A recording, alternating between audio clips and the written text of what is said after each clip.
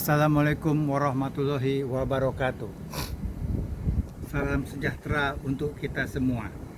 Baik, di sore yang cerah ini kita lanjutkan ke bab 10 tentang investasi pemerintah pusat umum. Pasal 154. 1. Investasi pemerintah pusat dilakukan dalam rangka meningkatkan investasi dan penguatan perekonomian untuk mendukung kebijakan strategis penciptaan kerja. 2.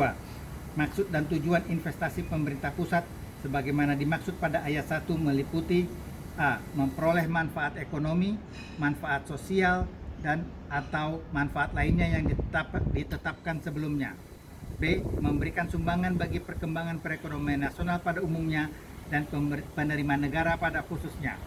C. Memperoleh keuntungan dan atau D. Menyelenggarakan kemanfaatan umum tetapi tidak terbatas pada penciptaan lapangan kerja. 3. Investasi pemerintah pusat sebagaimana dimaksud pada ayat 1 dilaksanakan oleh A.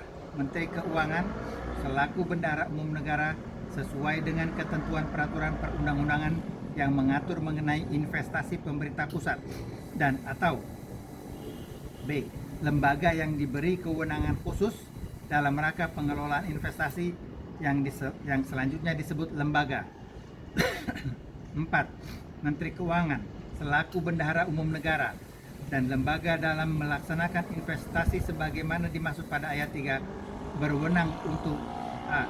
Melakukan penempatan dana dalam bentuk instrumen keuangan, B. Melakukan kegiatan pengelolaan aset, C. Melakukan kerjasama dengan pihak lain termasuk entitas dana perwalian atau trust fund, D. Menentukan calon mitra investasi, E. Memberikan dan menerima pinjaman, dan atau F. Menata usahakan aset yang dimilikinya. Pasal 155. 1. Dalam melaksanakan investasi sebagaimana dimaksud dalam pasal 154 ayat 3 huruf A, Menteri Keuangan dapat menetapkan dan atau menunjuk badan layanan umum, badan usaha milik negara, dan atau badan hukum lainnya. 2. Menteri Keuangan membentuk rekening investasi bendahara umum negara untuk menampung dana investasi pemerintah pusat. 3. Dana yang ditampung dalam rekening investasi bendahara umum negara sebagaimana dimaksud pada ayat 2 dapat digunakan kembali secara langsung untuk mendapatkan manfaat ekonomi, manfaat sosial, dan atau manfaat lainnya. 4. Tata kelola investasi pemerintah pusat oleh Menteri Keuangan selaku bendahara umum negara sepanjang tidak diatur secara khusus berdasarkan undang-undang ini dilaksanakan sesuai dengan ketentuan peraturan perundang-undangan. Pasal 156. 1. Dalam melaksanakan investasi sebagaimana dimaksud dalam pasal 154 ayat 3 huruf B, pemerintah pusat membentuk lembaga. 2. Lembaga sebagaimana dimaksud pada ayat 1 merupakan badan hukum Indonesia yang sepenuhnya dimiliki oleh pemerintah pusat. 3. Lembaga sebagaimana dimaksud pada ayat 1 bertanggung jawab kepada Presiden. Pasal 157. 1. Investasi pemerintah pusat yang dilakukan oleh lembaga sebagaimana dimaksud dalam pasal 154 ayat 3 huruf B dapat bersumber dari aset negara, aset badan usaha milik negara, dan atau sumber lain yang sah. 2. Aset negara dan aset badan usaha milik negara yang dijadikan investasi pemerintah pusat pada lembaga sebagaimana dimaksud pada ayat 1 dipindah tangankan menjadi aset lembaga yang selanjutnya menjadi milik dan tanggung jawab lembaga. 3.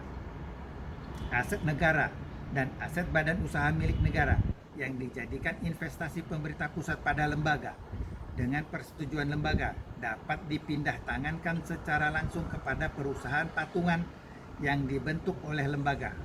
4. Pemindah tanganan aset sebagaimana dimaksud pada ayat 2 dan ayat 3 dilakukan dengan cara jual beli, dijadikan penyertaan modal, atau cara lain sesuai dengan ketentuan peraturan perundang-undangan. 5. Aset negara yang dipindah tangankan menjadi aset lembaga sebagaimana dimaksud pada ayat 2 atau menjadi menjadi aset perusahaan patungan yang dibentuk oleh lembaga sebagaimana dimaksud pada ayat 3, tidak dalam sengketa dan tidak terdapat kepemilikan atas hak istimewa pihak manapun. 6.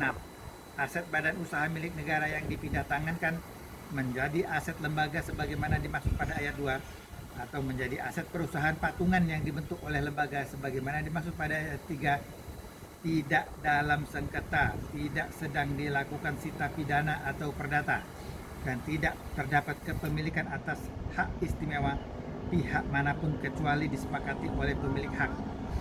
7.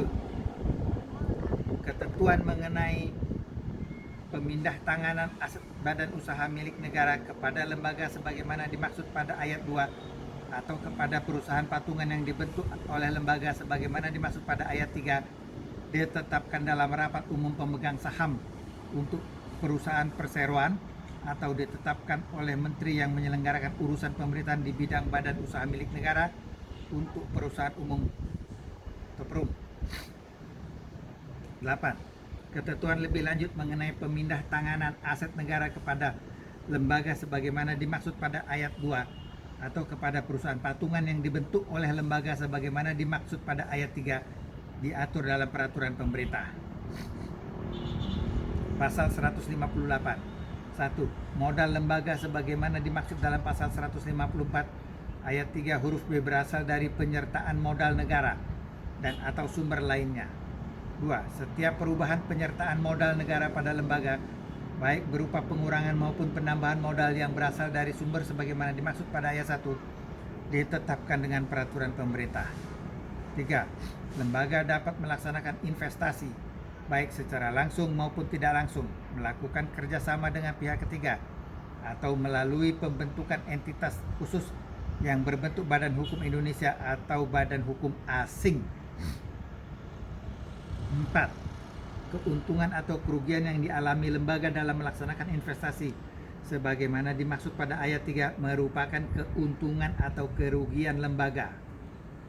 B. Dalam hal lembaga mengalami keuntungan sebagaimana dimaksud pada ayat 4, sebagian keuntungan ditetapkan sebagai laba bagian pemerintah pusat untuk disetorkan ke kas negara setelah dilakukan pencadangan untuk menutup menanggung resiko kerugian dalam investasi dan atau melakukan akumulasi modal.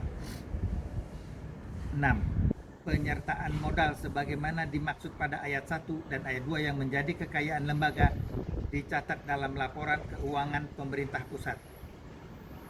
Ketentuan lebih lanjut mengenai pencadangan untuk menutup menanggung risiko kerugian dalam berinvestasi dan atau melakukan akumulasi modal sebagaimana dimaksud pada ayat 5 diatur dengan atau berdasarkan peraturan pemerintah. Pasal 159. 1. Untuk meningkatkan nilai aset, lembaga dapat melakukan pengelolaan aset melalui kerjasama dengan pihak ketiga. 2. Kerjasama dengan pihak ketiga sebagaimana dimaksud pada ayat 1 dilaksanakan oleh lembaga melalui A. Kuasa kelola, B. Pembentukan perusahaan patungan dan atau bentuk kerjasama lainnya. 3. Dalam hal kerjasama dilakukan melalui pembentukan perusahaan patungan sebagaimana dimaksud pada ayat 2 huruf B, aset lembaga dapat dipindah tangankan untuk dijadikan penyertaan modal dalam perusahaan patungan. 4. Penyertaan modal sebagaimana dimaksud pada ayat 3 dilakukan sesuai dengan ketentuan peraturan perundang-undangan. 5. Aset yang dijadikan penyertaan modal sebagaimana dimaksud pada ayat 3 tidak boleh berada dalam keadaan A. Sengketa, disita, B. Disita baik serta pidana maupun sita perdata, C. Terdapat kepemilikan atas hak istimewa pihak manapun kecuali disepakati oleh pemilik hak dan atau D.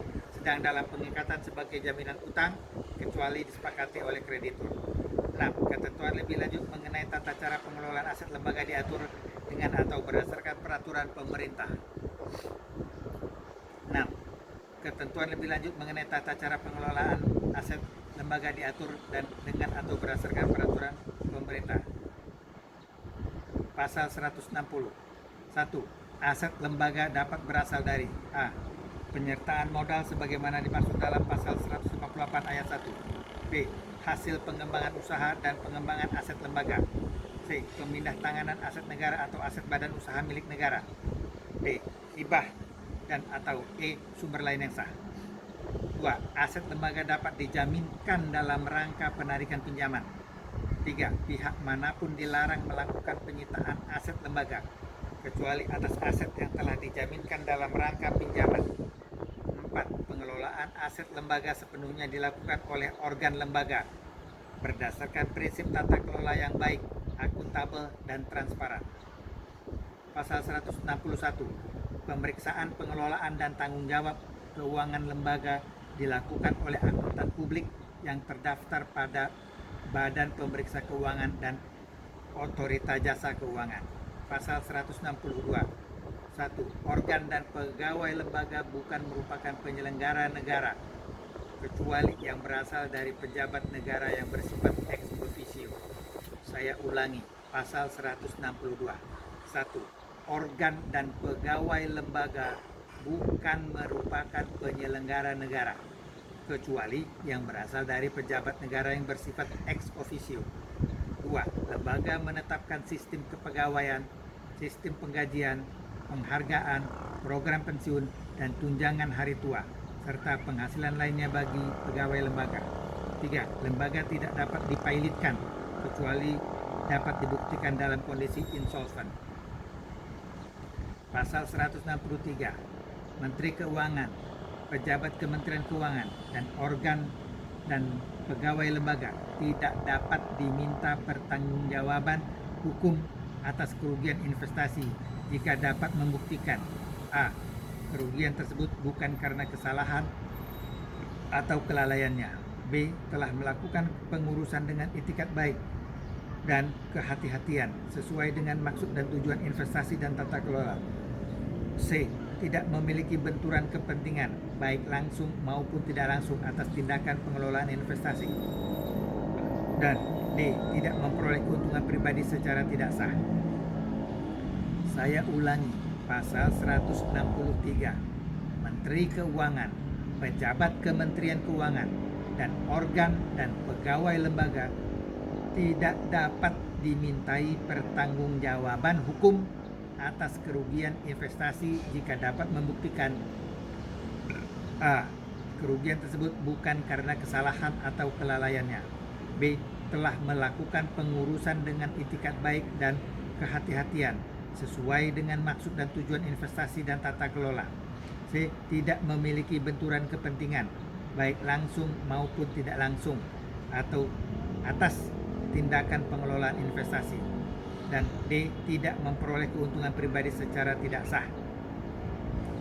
Pasal 164. 1. Ketentuan lebih lanjut mengenai tata kelola lembaga diatur dengan atau berdasarkan peraturan pemerintah. 2. Sepanjang diatur dalam undang-undang ini Sepanjang diatur dalam undang-undang ini, ketentuan peraturan perundang-undangan yang mengatur mengenai pengelolaan keuangan negara, kekayaan negara, dan atau badan usaha milik negara tidak berlaku bagi lembaga. Saya ulangi ya. Pasal 164. 1. Ketentuan lebih lanjut mengenai tata kelola lembaga diatur dengan atau berdasarkan peraturan pemerintah. 2. Sepanjang diatur dalam undang-undang ini, ketentuan peraturan perundang-undangan yang mengatur mengenai pengelolaan keuangan negara, kekayaan negara, dan atau badan usaha milik negara tidak berlaku bagi lembaga. Saya rasa sampai di sini saja dulu sebagai part 1. Nanti kita lanjutkan kepada part 2, yaitu untuk lembaga pengelola investasinya. Ya. Maka silahkan disimpulkan dan dinilai sendiri. Wassalamualaikum warahmatullahi wabarakatuh. Terima kasih.